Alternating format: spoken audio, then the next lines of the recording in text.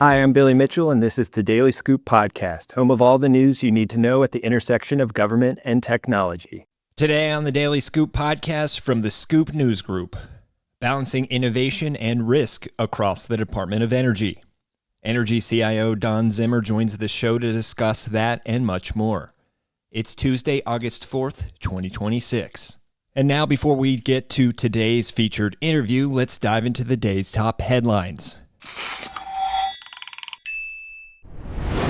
A senior General Services Administration technology official has been placed on administrative leave after criticizing the government's veterans hiring preference on his personal LinkedIn page, the agency confirmed to FedScoop on Monday.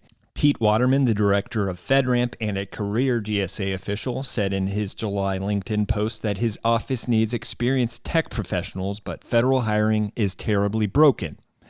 Waterman wrote, quote, "Veterans' preference is brutally unfair when taken to the extreme of blocking any consideration of non-veterans, but we're seeing that everywhere these days. The future for FedRAMP is pretty dark if we can't hire experts from private sector who have actually worked on cloud services," unquote.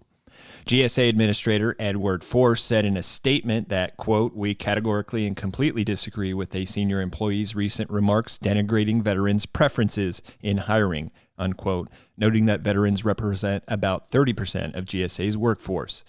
Force went on to say that GSA has zero tolerance for those comments that disparage or disrespect Americans' veterans, and that the men and women who have worn and continue to wear our nation's uniforms deserve respect and unwavering support. Veterans' preference requires federal agencies to prioritize hiring qualified veterans before civilians. Waterman specifically apologized to civilian FedRAMP cybersecurity service applicants in his LinkedIn post, writing that, quote, "TechForce wouldn't let us look at normal folks until we made offers to all the veterans first," unquote. Waterman said FedRAMP was told that it'd have access to the highest qualified candidates based on the specialized experience and job analysis worksheets it created, but GSA's HR decided to only review veteran applicants. In addition to his duties as FedRAMP Director, Waterman is the Acting Deputy Director of Technology for GSA's Technology Transformation Services. He was slated to take over as Acting TTS Director after Federal Chief Information Officer Greg Barbaccia departs government at the end of the month if another director is not chosen, a GSA employee involved with TTS said. Defense Talks, the largest annual conference that brings together the nation's leading military commanders, C-level leaders, senior defense officials, and technology executives to explore the emerging tech, strategies, and partnerships driving the next era of national security, is right around the corner. Join us September 22nd at the Ritz-Carlton in Pentagon City to hear directly from top decision makers and industry innovators on AI-enabled military operations, drone autonomy and human-machine teaming, the future of command and control, cyber operations in the age of generative AI, data, cloud, and digital modernization, homeland defense and evolving global threats, defense policy acquisition and workforce transformation, and much more.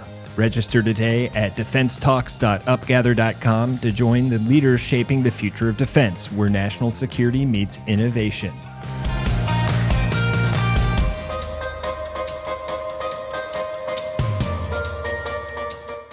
Now moving on to other news, OpenAI's self-reported breach in which an agent escaped testing and autonomously hacked the open-source AI tool company Hugging Face is generating interest in a congressional investigation.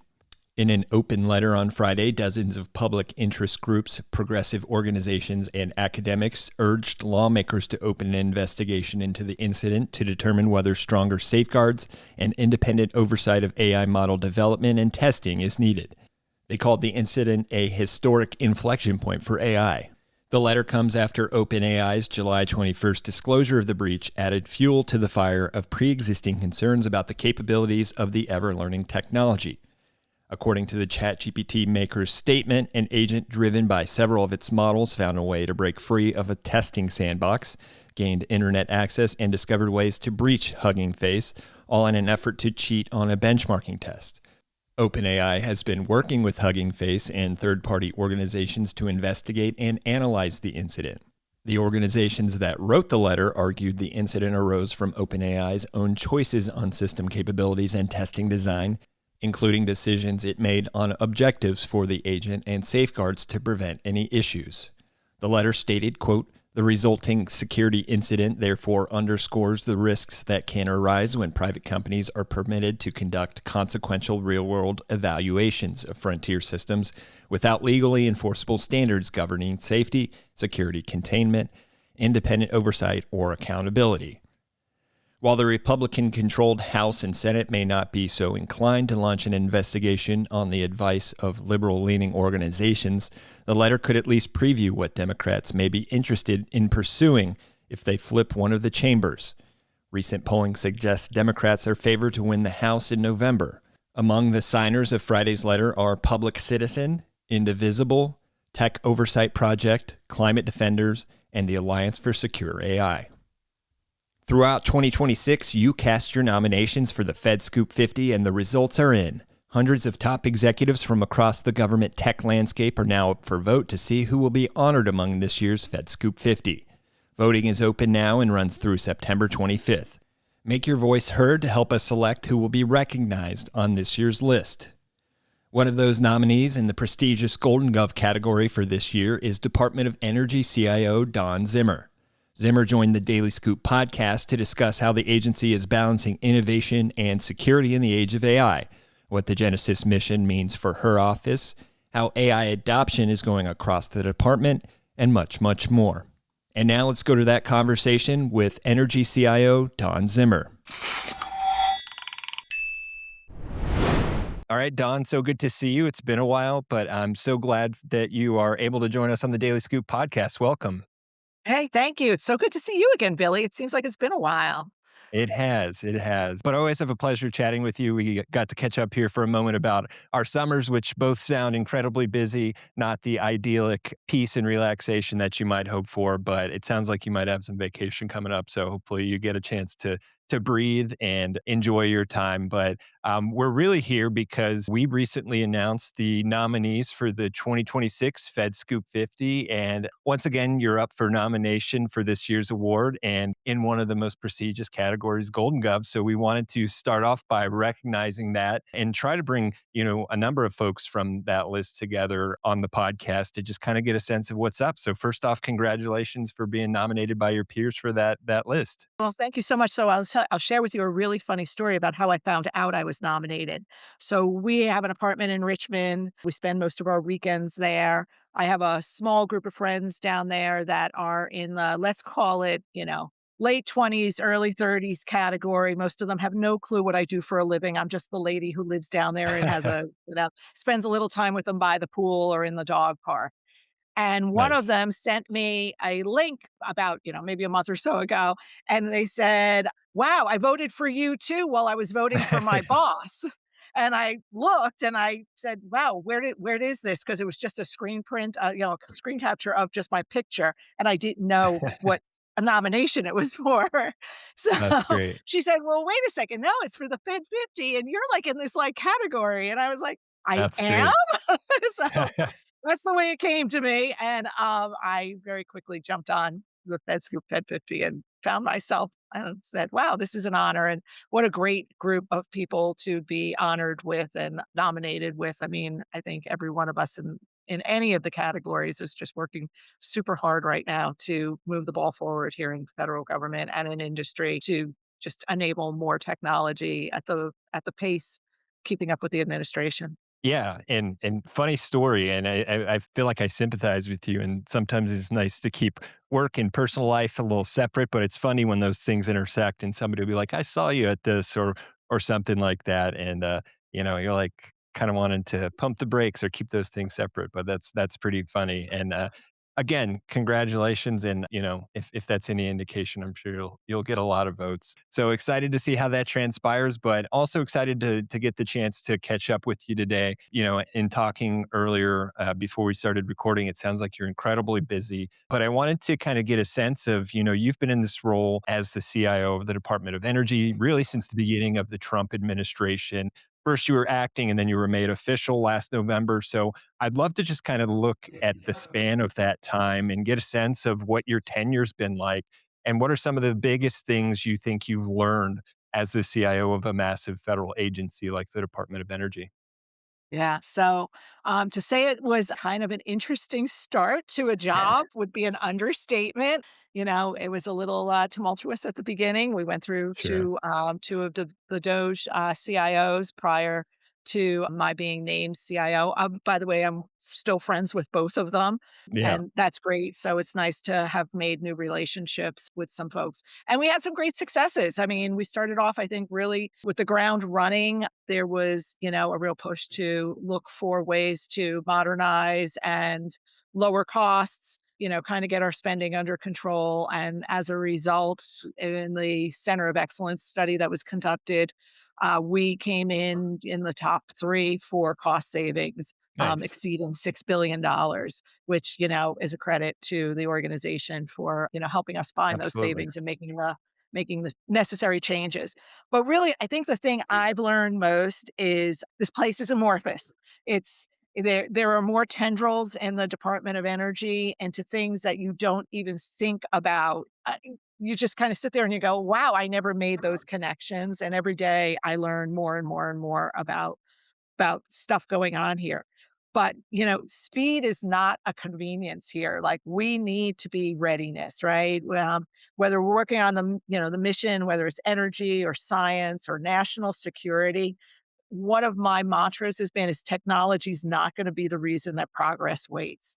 So we've Nice. been moving this incredible pace and not really wasn't necessarily about modernizing to replace technology, but it was giving something back to the workforce so we could make their job easier so that they could focus on the mission.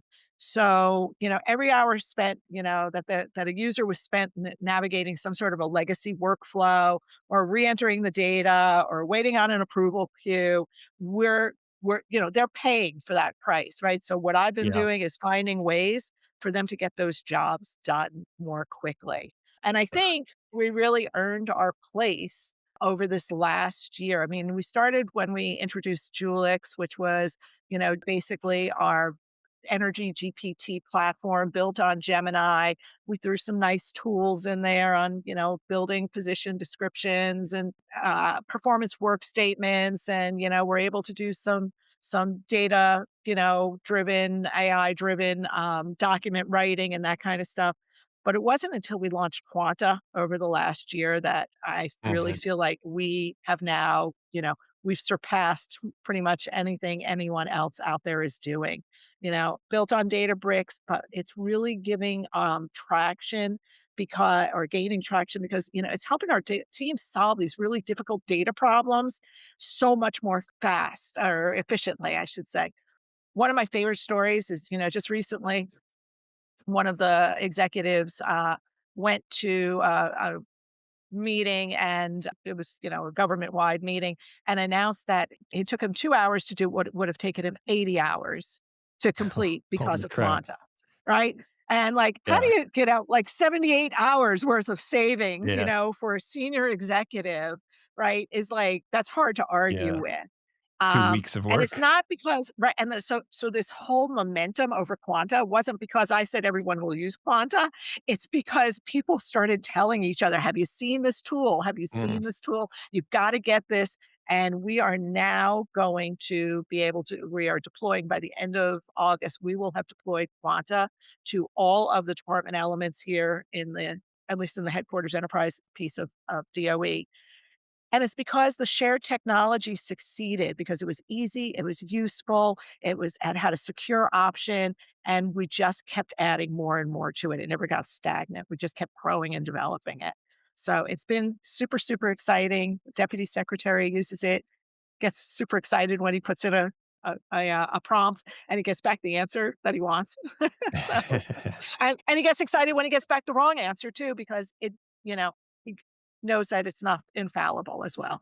Yeah. Yeah. No, that's great examples, very exciting work and just a lot of progress. And one thing that strikes me, and it's interesting to always hear how different agencies go about AI deployment and adoption. And it's a journey, but it seems like you're on a successful one. But what I hear back from so many CIOs is it really is a challenge at the department level because your enterprise is so vast. And so I wanted to you mentioned, the different missions and how you kind of work around the different missions that Department of Energy has to support. You support everything from the national labs and nuclear security to basic science and energy innovation. So, when you put your departmental or department level CIO hat on, how do you think about creating that broader enterprise technology strategy for an organization that has so many different missions and operating environments? Because that seems so challenging to me when everyone's moving in different directions, but you want to kind of get the economies of scales and efficiencies and purchasing power, whatever it may be, that brings the biggest bang for buck across a single Department of Energy. Yeah. I mean, when you look at things like, identity, cybersecurity, collaboration tools, common platforms, my mantra's been, they don't all need to be individually rebuilt for each organization, right? We should be able to take on that lift. And I want to leave all of the mission stuff over to the experts, so science and national security and, energy dominance, all belongs to the mission folks. So the way I kind Sure. of look at it is let me centralize the burden, but not the mission. So, those Yeah. big heavy lifts, let me take those off your plate so that you can focus on the things that are really important to you. And then, every time you start, creating, and, I try and explain to many of the users, when you start creating duplicative systems, we create internal borders, right? And Hmm. that limits us from being able to do things from a licensing perspective. It limits us from being able to collaborate because they're coming from different parts of the organization and they're not able to talk to each other. One of the first things I heard when I got here was, well, science can't talk to organizations who can't talk to the NNSA organizations, and none of them are on teams together. And some don't even have access because they're all Yeah. in different Microsoft tenants. So in December, the secretary asked each of the department heads, what are your goals for next year? And I told him I would build him one big, beautiful DOE system. And I got a round of applause from all the people at the table because we have That's great. figured out how to break down those walls and allow them to communicate with each other. We got rid of, all the individual little, cute nomenclature for emails and are moving to just DOE.gov, one big, unified organization. And it's not one system for everything, but it's one DOE experience at the end of the day. And we really want Yeah. to focus on that the user experience is consistent across the organization as well. So it doesn't matter where I am, you're going to get the same services. That's fantastic and a great approach. Very interesting, I think, for the listeners to understand, how you're trying to tackle that so that the mission owners can really focus on the things that are most important to them. One thought that, keeps coming to mind for the Department of Energy as it relates to tech, or, one topic that comes to mind quite often is the Genesis mission. And, bringing our conversation or that last question a little bit further, it kind of puts Department of Energy in a place where you're not just working on this, you know, federated large department. You're also having to think about how you're working with the rest of government because this whole of government sort of program that Department of Energy is sort of leading. So obviously it's a huge priority for all of the Department of Energy and I know for yourself. So tell me how you're looking at solving or playing into the Genesis mission. What are some of the top two or three ways that your office is really looking to leave its mark on that larger, massive journey that is Genesis? Yeah, so we've been, I look at us, and I think we talked to Lindsay. Connor Yeah. and I did an interview with Lindsay just a few weeks ago, and we talked about how OCIO basically feeds Genesis mission. We're over there just kind of feeding pieces into it to make the folks be able to operate better. So while you've got the Genesis mission, and if you were at their event on Thursday and caught any of the announcements, Yeah. it's just amazing the work we're doing in that area. And this is a whole of government approach, and just what the leaps and bounds we're going to make in scientific discovery is just incredible. And I just get super excited when I see what they're doing over there. But things like data and platforms and cyber and acquisition support, those are all still, go back to they're just foundational, tools. We don't need to build a separate set of those things to support Hmm. Genesis mission. So Quanta is a great example, where they're using Quanta for portfolio management. They're using Joule. We've actually fed Julix into their environment over there. So it's just another tool that users can use when they're doing, when they want AI capabilities. We're looking at the cyber posture, right? And how does that cyber posture tie to the department cyber posture so that they mirror each other and they're both secure environments? So I just, like I said, we're like the little foundation, a piece of the foundation over there, enabling all those brilliant scientists and collaborators from across government and industry and academia to come together and do their work. And I'm over here just making sure they've got the tools they need, from a foundational standpoint. So I get to be part of it, get to see how the mission is succeeding, but still keeping in line with the tools that we're deploying to the rest of the organization as well. That's great.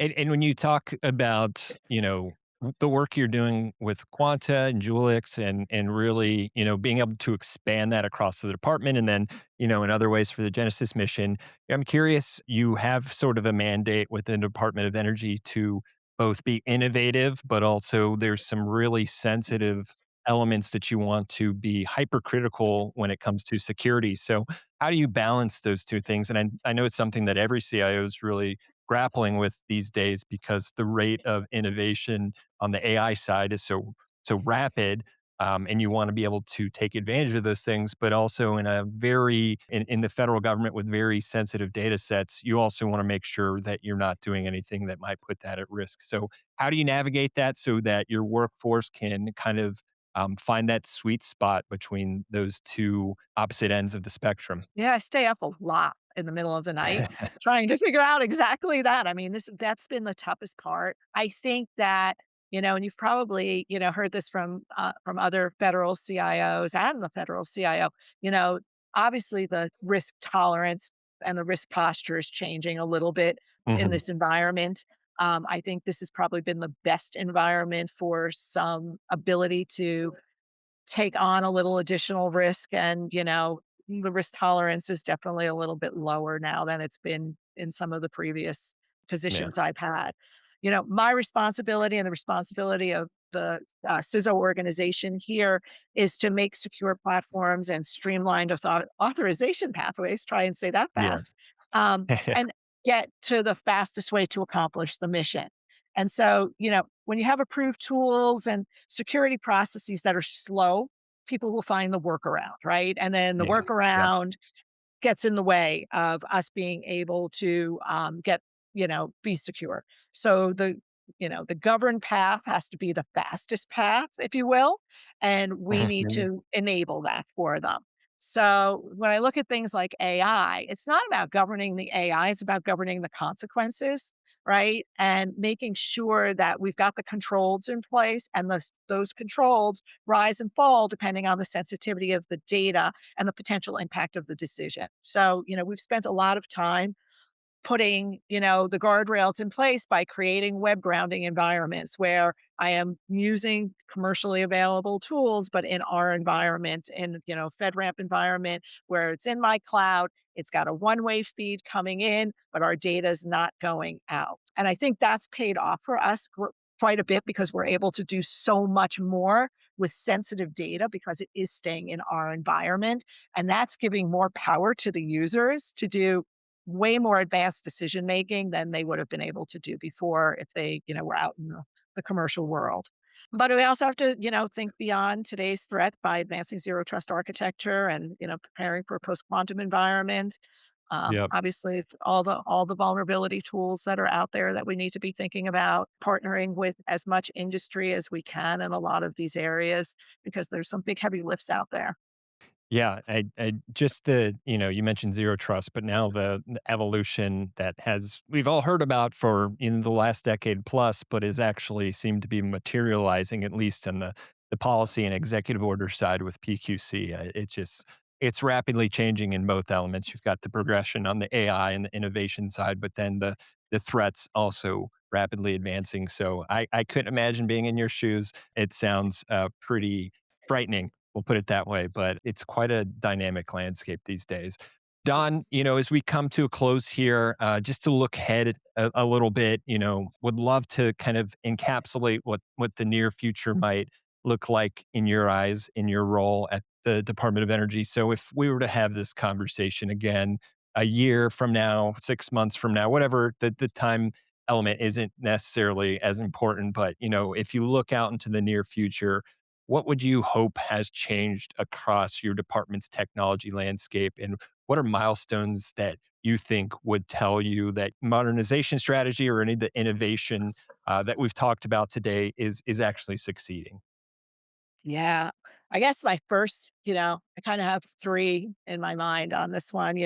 First of all, I want AI not to feel like a special event, right? The milestone is not how many employees have access to Quanta. It's really how much time they get back, whether high value use cases are producing measurable results, and whether these tools become a normal part of delivering the mission. And we're already seeing that. So I will want to build on that, institutionalize those tools, that they become such a way of life that if I were to take them out of some a user's hands, they would actually miss them, right? Kind of if I took their Mm, email away, right? So it just becomes yeah, such a part of the daily operation. I think the reducing the number of duplicative platforms and Microsoft 365 tenants, the department's got more numbers than I'd like to think about, but we're starting to reduce those. But getting us operating through a unified DOE identity and a new identity management strategy where labs yeah. and plants and sites and headquarters and everybody, I can go everywhere and I can single sign on anywhere I go in a consistent manner.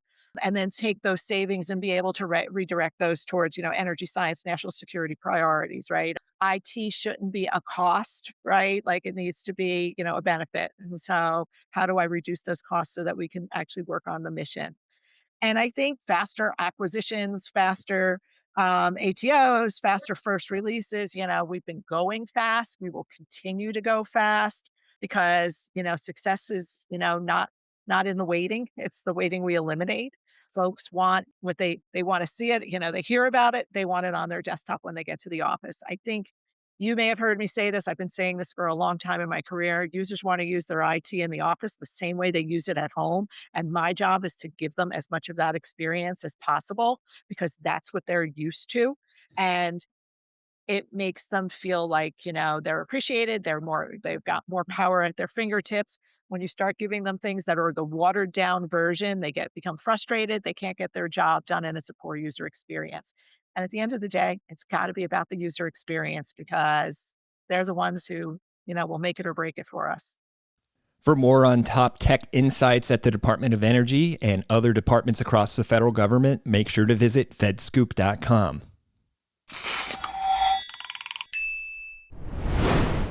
Thanks so much for tuning in to another episode of the Daily Scoop podcast, available on all podcast platforms. If you've already rated the podcast on your platform of choice, thanks so much. High ratings and good reviews of the show help more people to find it.